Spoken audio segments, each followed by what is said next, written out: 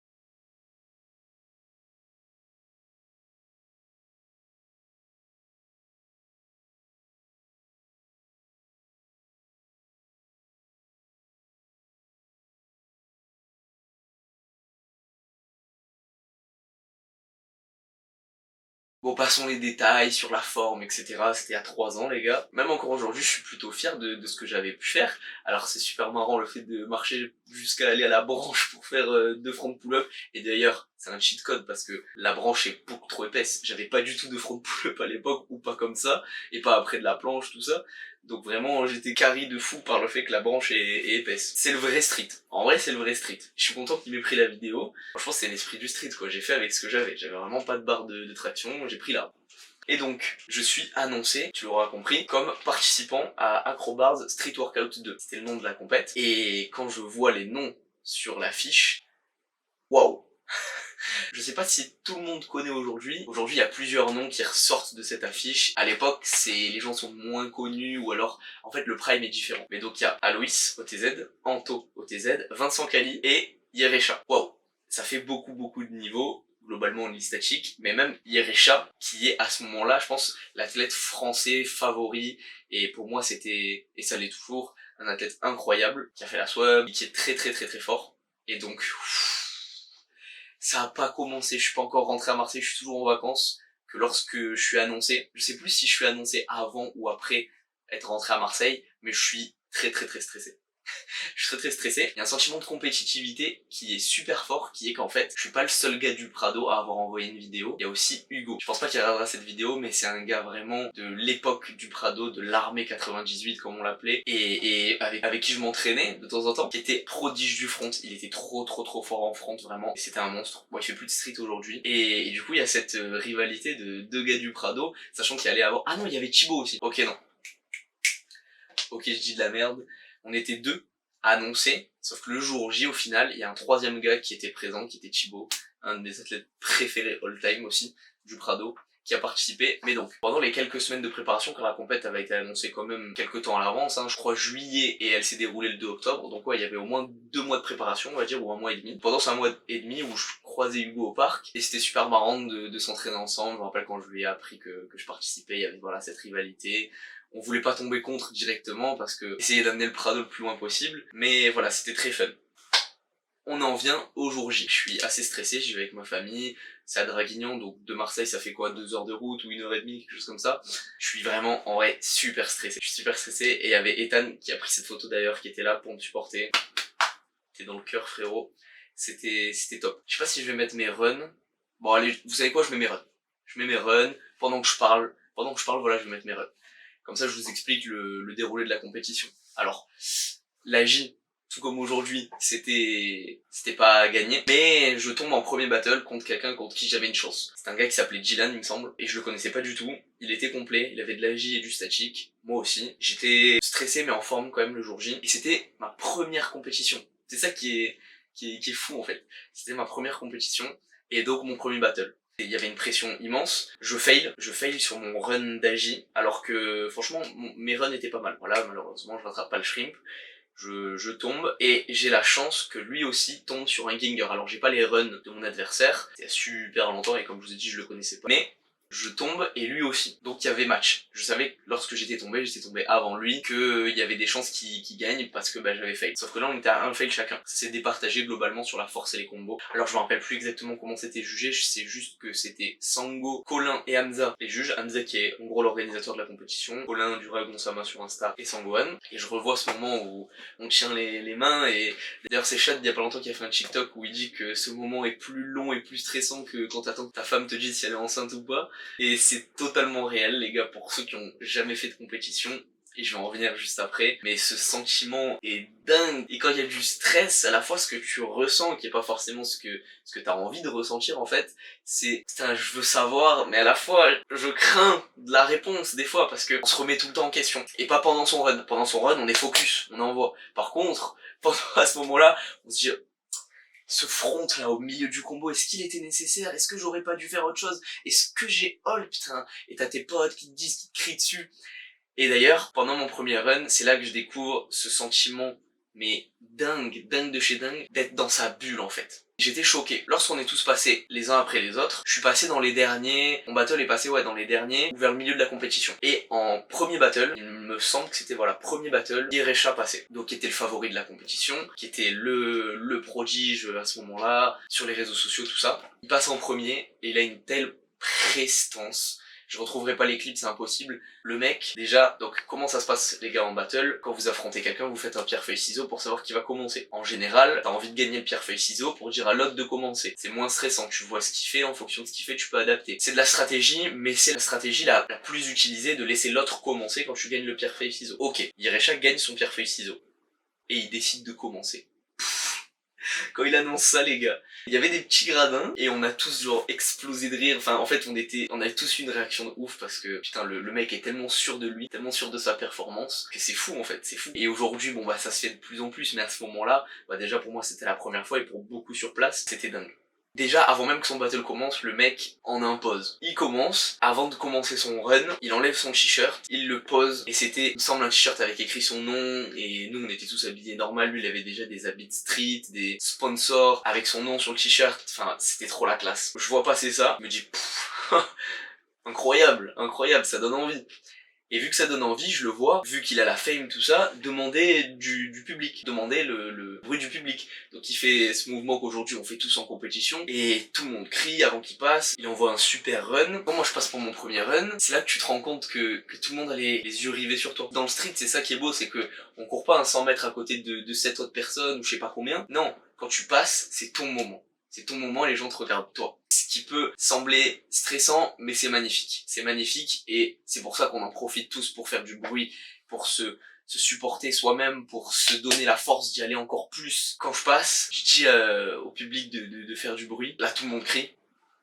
Et ça me motive et je décide d'y aller. Bon, il y a ce premier fail, mais pendant que j'envoie, et justement après mon premier fail, pour les gens continuent d'essayer de me motiver, forcément pour pas que j'abandonne. C'est inné chez nous, voilà, on se supporte les uns les autres, adversaires ou pas. Il y avait mes parents dans le public qui étaient là, qui me supportaient, qui trouvaient ça formidable le sport que je faisais. Première compétition avec des gars qui étaient super chauds, ils avaient vu le niveau juste avant et ils voulaient voir moi ce que je pouvais proposer. Et en fait, ce qui me choque lorsque je finis mon premier run, c'est que j'étais tellement dans ma bulle, tellement concentré, que tout ce brouhaha, tout ce bruit, tous les gens qui supportent, qui crient, j'ai absolument rien entendu. Et alors c'est différent en fonction de l'expérience qu'on a dans le street, de son niveau de concentration, mais j'ai trouvé ça dingue pour quelqu'un de pas expérimenté comme moi, de réussir à être focus, à pas entendre les distractions, à être vraiment sur ma performance. J'ai trouvé ça incroyable. Et on en revient à ce moment voilà de décision. Je regarde les juges et c'est ma main qui est levée. Libération.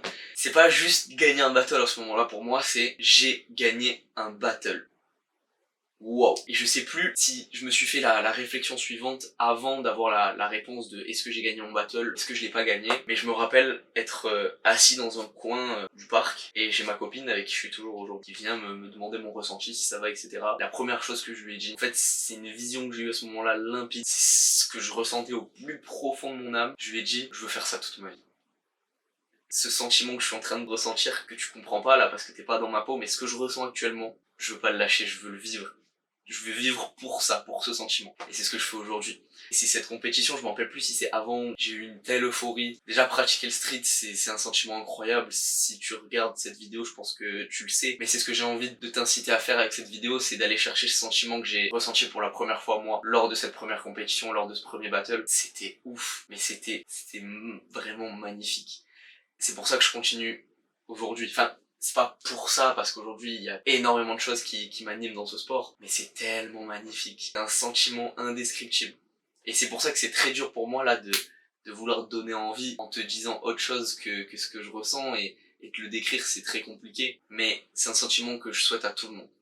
À toutes les personnes qui font du street, qui ont un petit peu de compétitivité, qui se comparent un petit peu aux autres, qui s'entraînent à plusieurs et qui se demandent dans un coin de leur tête, putain, est-ce que je suis le meilleur mon pote, est-ce que je suis meilleur que lui, ou est-ce que je peux le devenir?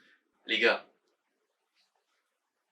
désolé, la light a changé parce qu'elle avait plus de batterie, donc j'ai changé de light, mais si je peux vraiment vous conseiller quelque chose, c'est d'aller faire une compétition. J'ai pas que ressenti la compétitivité, le plaisir de gagner ce jour-là. Y a pas eu que ça. C'est juste que ce serait trop compliqué d'en parler en vidéo et d'en parler tout court, hein. Et j'ai pas envie que la vidéo dure des heures. Ça me tenait à cœur de te parler de ça, de parler de ma première expérience. Sans coupure ou presque, je veux dire, je pose la caméra et je parle. Ce que j'ai envie de faire sur plusieurs sujets, mais les gars qui regardent cette vidéo, les filles, je sais pas, mais si vous en avez l'occasion, aujourd'hui ça se développe au niveau régional, national. Il y a de plus en plus d'associations qui se créent, de gars qui se mettent ensemble, créer des compètes, amicales ou non. Nous, c'est ce qu'on fait au Prado, on organise juste des battles pour avoir cette première expérience de battle. Et dans la région, voilà, ça fait que des gens n'ont pas besoin de traverser la France, il y a de plus en plus de compétitions. Si vous avez l'occasion de participer à une compétition, faites-le. Faites-le. Allez-y entre potes, pour moins stresser, avoir vos potes qui vous encouragent, et c'est ce que j'ai pu expérimenter. Les gars du Prado sont venus pour supporter Hugo et moi, et c'était juste magnifique. Entre deux runs, tu vas voir tes potes pour leur demander comment c'était le premier, qu'est-ce que tu devrais faire au deuxième, parce que eux, ils voient les deux runs, toi et ton adversaire, d'un œil extérieur, et du coup, il y a de la stratégie, ils vont dire putain là-dessus, sur sa full il a pas assez hold, montre que toi t'es meilleur que lui là-dessus, et c'est magnifique. Si vous avez l'occasion de partir en compétition, faites-le, ou juste en battle, faites-le. Vous n'avez pas que ce sentiment en vous, c'est quelque chose qu'on partage avec les gens, participent, amis ou ennemis, les adversaires et les non-adversaires, ceux qui sont déjà sortis de la compétition, mais aussi avec ceux qui viennent vous supporter, qui viennent vous regarder. Il y a vraiment, autour de la compétition, une sphère qui se crée, qui est juste incroyable. C'est ce que je voulais transmettre là avec cette vidéo, c'est vraiment, la compétition c'est magnifique, pour moi c'était le meilleur moyen en te donnant mon expérience personnelle de ma première compétition, de te donner envie, parce que en fait ça peut que t'apporter du bon. Si jamais ça te plaît pas, bon ben ça te plaît pas, tu recommences pas. Mais je pense que beaucoup d'entre vous vont pas commencer une carrière professionnelle dans le street, c'est pas ça que je veux dire, vont au moins vivre une expérience incroyable, et qui voudront refaire, que ce soit courant ou pas, une fois par an, tous les 2 ans, se préparer beaucoup, plus ou moins, y aller de manière sérieuse ou pas. Peu importe comment t'appréhendes la compétition, regarde, moi je me suis entraîné pendant 2 semaines en vacances, j'avais presque pas de matos, puis après arrivé au Prado, avant la compétition je me rappelle que c'était Delta, donc je pouvais pas faire d'agi, le parc était fermé, puis le jour de la compète j'ai fail, tu vois, je suis sorti à mon deuxième battle, et j'ai vécu des choses parce qu'il y a eu aussi ce battle magnifique de Vincent contre Anto, c'était incroyable, 2 monstres du statique qui se battle tous les deux. C'est pas que le fait de participer, c'est aussi d'aller voir les autres gars se dépasser, mais pas que juste en spectateur. C'est toi tu te dépasses, quand t'as fini de te dépasser parce que t'es sorti ou quoi, bah tu supportes les autres, on se pousse tous ensemble les uns et les autres vers le haut, et c'est magnifique. Vraiment, je sais pas ça fait combien de fois que je dis que c'est magnifique, je souhaite vraiment que plus de gens partent en compétition. Faut arrêter avec j'ai pas le niveau. Comme je t'ai dit, j'ai fail, j'étais pas le seul, mon adversaire et d'autres gars dont je m'en rappelle plus. Et voilà, il y en a qui sont pas fiers de leur première compétition, première avec un S. Mais on continue et on s'améliore, petit à petit on prend du niveau. Regarde, sur cette compète dont je viens de te parler, il y avait moi qui, bon, j'ai pas fait les plus grosses compétitions du monde, mais j'ai fait quand même d'assez grosses compétitions, comme la SWA Cup ou Street Workout Fest récemment, les championnats de France, tout ça. Je suis devenu champion régional aussi. Que ça ait de la valeur ou pas pour toi, pour moi ça en a. Et je suis pas le seul parce que, regarde, lors de cette première compétition, il y avait aussi Vincent Cali, que tu dois sûrement connaître, qui aujourd'hui fait des grosses compétitions, et qui est sans aucun doute l'un des meilleurs athlètes. Il est dans le top statique en France. Mais il y avait aussi William, lui est top statique front, enfin top front monde. Il y avait William du coup, il y avait Vincent, Anto TZ, qui fait moins de street aujourd'hui, mais qui a un niveau prime qui est juste abusé, les gars. Aloïs, pareil, qui est sûrement top hand balancing dans le monde. Voilà, plein de gens, d'autres que j'oublie. Je suis persuadé que pour ces gars-là aussi, ça a été leur première compétition, parce que celle-là, elle n'était pas forcément la première, mais les premières avec un S ont participé à forger qui ils sont aujourd'hui en tant qu'athlètes de street, juste comme, parce qu'il y en a beaucoup qui se sont retirés, mais le street apporte beaucoup et la compétition est accessible. Aujourd'hui, on n'a pas encore besoin de payer de licence, on peut participer à une compétition régionale pour 5, 10, allez, 20 euros. C'est rien, les gars. Il y a des compétitions, des milieux où c'est beaucoup plus restreint, beaucoup plus fermé. Nous, c'est vraiment accessible, et au niveau régional, on a juste à prendre la voiture ou un billet de train. Aujourd'hui, il y a beaucoup de choses qui font qu'on peut facilement accéder à des compétitions. On peut dormir les uns chez les autres. À ce moment-là, il y avait Djibril de Toulon qui a hébergé Yerecha qui venait de la Réunion, c'est-à-dire les gars, s'il y a des gars qui viennent de je sais pas combien de milliers de kilomètres avec pas de plan pour dormir et qui en trouvent sur place ou quelques jours avant, n'importe qui peut aller en compétition. C'est ça le street. On s'entraîne tous, on s'entraide tous. On est tous animés par la même flamme, cette passion, et ce qui rajoute de l'essence sur le feu, sur cette braise, bah, c'est la compétition. Voilà, cette vidéo touche à sa fin. Elle était absolument pas structurée, mais je pense que si j'avais voulu poser un cadre, ben, j'aurais pas parlé des choses comme je l'ai fait, et ça me tenait à cœur de me livrer, de te raconter les choses telles quelles. Je pense que c'est la meilleure manière pour moi de te donner envie de faire de la compétition, en livrant mon expérience personnelle. Donc voilà, j'ai pensé à ça récemment, et c'était évident pour moi d'en parler, et cette chaîne YouTube est faite pour ça. Donc si ce genre de concept, comme je l'ai dit en début de vidéo, te plaît, n'hésite pas à me le dire en commentaire. Mets un like, ça me ferait super plaisir. Et si tu pouvais t'abonner, bah ça te permettrait de pas rater les prochaines vidéos dans le même style, ou dans le style vlog, perf, montage, etc. Je fais beaucoup de choses, tu l'auras vu sur cette chaîne. Si t'es nouveau, je te laisse découvrir tout ce qu'il y a à regarder sur la chaîne. Et s'il te plaît, je le demande très rarement, mais si tu peux partager la vidéo à quelqu'un de ton entourage, quelqu'un qui fait du street, qui te lâche ses phrases de j'ai pas le niveau, j'attends d'être plus fort avant de faire de la compétition, envoie-lui cette vidéo. Peut-être que ça changera un petit peu sa vision des choses, ou qu'il va plus vite passer à l'action. Merci d'avance à ceux qui le feront. Merci d'avoir regardé. Je te dis à la prochaine. Bye bye.